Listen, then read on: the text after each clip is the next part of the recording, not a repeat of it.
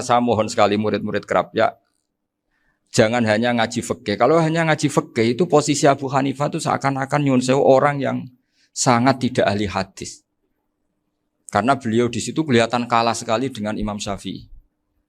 Apalagi di perdebatannya Muhammad bin Hasan Asy-Syaibani dengan Imam Syafi'i itu kelihatan sekali betapa Abu Hanifah itu orang yang nyun sewu ditinggalkan dalam ilmu hadis. Sampai beliau hanya dapat gelar min ulama ahli ra'yi, termasuk ulama yang kuat logikanya.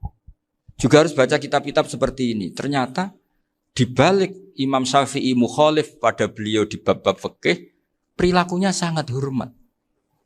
Sampai beliau tuh kalau tawassul ke kuburannya Abu Hanifah. Dan beliau ngendikan an-nasu fil fiqhi iyalun ala Abu Hanifah.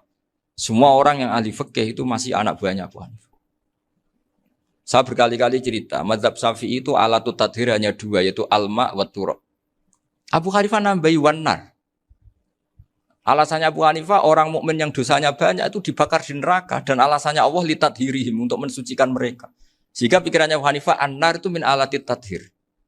Apa yang terjadi ketika bata itu batu bata yang dibakar, di situ campur teletong, campur apa-apa, itu kalau sudah hormat Abu Hanifah selesai, sudah suci. Karena sudah ngelewatin pembakaran. Meskipun kita tidak akan kalau kehilangan air terus wudu dengan api, bisa bunyak semua itu.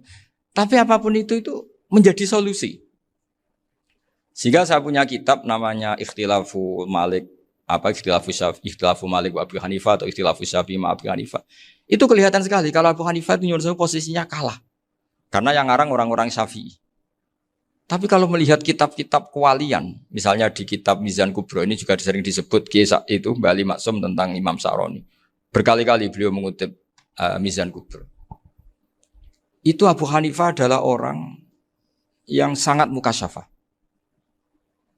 Artinya ketika Nabi cerita air wudu itu menjatuhkan dosa, tidak ada air wudu yang jatuh ke kamu kecuali saat itu juga dosa kamu jatuh. Itu beliau datang ke Madharota Kufah. Kemudian beliau bilang sama si orang tua tadi, tub anizina. Orangnya terus bilang atubu minazina. Ada lagi pemuda datang dibilangin tub an ukuki walideka. Terus bilang tub tu an ukuki walidaya. Sampai yang terakhir ada tub an simai alatilahwi atau an samai alatilahwi. Terus tub tu an samai. Ketika orang itu ditanya, kenapa engkau begitu tahu dosanya apa? Saya tahu air wudhu ini menjatuhkan apa. Jadi kira-kira kalau zina mungkin ya batang babi lah. Kalau hanya sekedar melihat bak-bak mungkin ya curut atau tikus lah kira-kira gitu. Nak dulu sediluk ya mungkin ya tikusnya cilik gitu. Nak dulu suwi ya tikus werok itu atau apalah. Pokoknya beliau itu tahu. Tapi anehnya Abu Hanifah apa? Setelah itu dia nangis minta mukasafahnya ditutup. Ya Allah, saya ini mukasafah kok malah menjadi tahu sawatil mukmin. Padahal aturan syariat jenengan man satara musliman satarahu, bahwa enggak baik melihat jeleknya orang mukmin. Minta ditutup. Makanya saya ini bangga ada mukasafah. Makom yang kita sampai sekarang tuh makom setelah Abu Hanifah mukasafah. Jadi Abu Hanifah repot-repot mukasafah, minta makomnya ditutup tidak menjadi mukasafah. Dan alhamdulillah kita sudah tidak mukasafah sebelum minta ditutup. Jadi kita ini keren. Keren karena aturannya itu man satara musliman satara huwa, yang tidak tahu aibnya orang muslim maka Allah akan nutupi aibnya di akhirat. Dan kita alhamdulillah barokahnya tidak mukasafah, tidak ngerti aibnya orang mukmin. Jadi kita harus pakai patokan ilmu. Saya ulang lagi, kita harus pakai patokan. Makanya saya tahu betul ketika Kiai Hamid Pasuruan, beliau dulu ngaji Jamul Jame, ngaji Juman, Bali Maksum di sana sama Gus Habib, sama Gus Muhammad bin Mahfud. Termasuk mbah saya kandung dulu Kiai Sidik. Mbah saya yang dari itu juga ngaji di Termas. Bapak saya dulu Kiai Nur Salim ngaji di Buyut Baiti. Dulu itu kawin juga sederhana, kayak cerita Gus Zofur. Jadi bapak saya kandung itu Kiai Nur Salim itu ngaji di Mbah Baiti. Mbah Baiti itu adik kandungnya buyutnya saya dari ibu. Nah Mbah Baiti itu teman akrabnya mbah saya namanya Kiai Nur Sam, Mbah Nur Sam.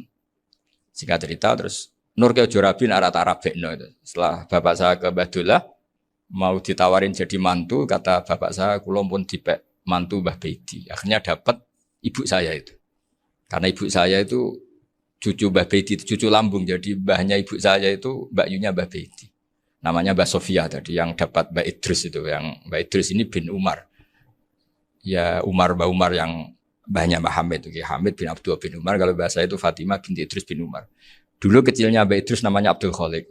Kalau kecilnya Mbah Hamid namanya Abdul Mukti. Kalau kecilnya Mbah Maksum namanya Muhammadun kalau nggak salah. Dulu itu orang dulu itu namanya dua-dua karena diganti ketika musim apa? Haji. Jadi ini terjaga. Sehingga tidak ada ceritanya kiai-kiai yang jagongan kemudian santrinya itu yang agak-agak khawatir. Kiai kok sungi-sungi jagongan, gak tahajud, gak duha, itu tidak ada. Karena ini dianggap fi'lul mubahat untuk melawan mungkar. Jadi sehingga di kitab Ihya diterangkan, kamu jangan ngira orang-orang soleh ketika jagungan itu min ahlil bitolah wa takasul. Itu orang-orang yang pemalas itu enggak. Tapi mereka bisa mengasyiki Allah. Bahwa dalam jagungan ketemu teman ya asik, gejul-gejulkan sama Pak Maftuh ya asik. Dan keasikan ini bentuk perlawanan terhadap keasikan harus dengan maksiat. Itu kayak apa kalau kita ngaji sampai seperti itu. Termasuk tadi yang diceritakan Pak Maftuh kitab Hunyah. Semoga beliau cerita juga pernah belajar. Saya pernah belajar kitab Hunyah khatam. Itu diantara yang diceritakan Syabdul Qadir Al-Jilani. Tadi kata beliau Al-Jilani dipakai Jim Al-Jilani. Ini agak beda dengan kita. Mbah Zubair itu punya kitab namanya Al-Qolaid Al-Uluyah. Beliau menfatwakan nama-nama ajam itu kamu bebas. Ajamiyun fasna bihi masyita. Sehingga kita kalau punya kiai harus mau qolal ustukhri. Sehingga tak mau qolal istukhri. Tirmidzi juga nasibnya sama. Qolat rawahut Tirmidziyu.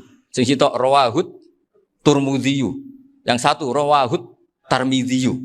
Ya karena kita keluarganya Tarmidzi apa enggak gitu. Makanya kata Mbah Mun sama masih ingat.